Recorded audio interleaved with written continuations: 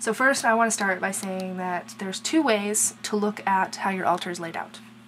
The first way is everything on the left represents the goddess, everything on the right represents the god. So I have my chalice, my cauldron, my bowl of water, my goddess figurine, and my goddess candle, and my pentacle. Technically the pentacle's in the center, but ignore that. So anyway, all that stuff represents the goddess.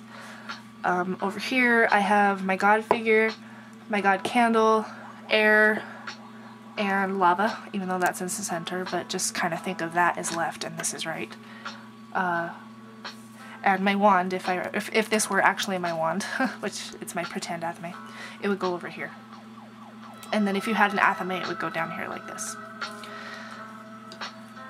The libation plate is also considered a god symbol because similar to Christian and Catholic faiths, when you take communion, when you eat the bread, you're eating the body of Christ. In the simple feast, you're sort of eating the body of the god, but not really. It's more of you're eating God's abundance, I guess. That's the easiest way I can think of explaining it. So the other way of looking at the altar is, so you got the goddess on this side and the god on this side, but dead center represents the god and the goddess and or spirit. So if you take a look at the pentacle, the spirit is on top and is a direct line to the spirit candle. Okay, so now the other way of looking at the altar. You can look at the altar divided into 4 quadrants. North, let's start with east. East, south, west, north. Now, if you were to put a compass down here on the center of my altar, it would actually say that I'm facing east. There are 2 ways that you can set up your altar. You can set it facing east, because the east is where the sun rises and sets.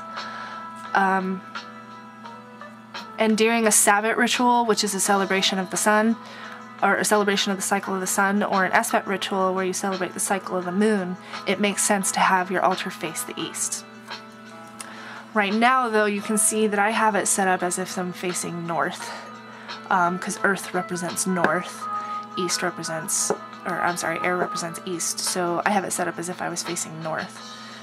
North is the direction of power, so if you were casting a circle to conduct a spell, or a meditation, or a self-healing or something like that, when you would face it north to get the extra power.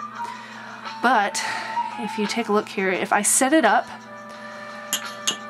my altar as if I were facing north, it would look like this. And I think that just looks ridiculous. I prefer to have my altar symmetrical. So I set it up. I always set up my elements as if I'm facing north. However, I will face my altar east. If, compass-wise, I would actually have it face east. So I have implemented a little bit of both, to honor the god and the goddess, the sun and the moon, and to draw in that extra power if necessary. So that is pretty much it for layout.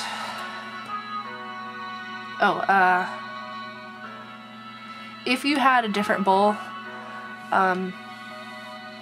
for your libation bowl, like say this was my libation bowl.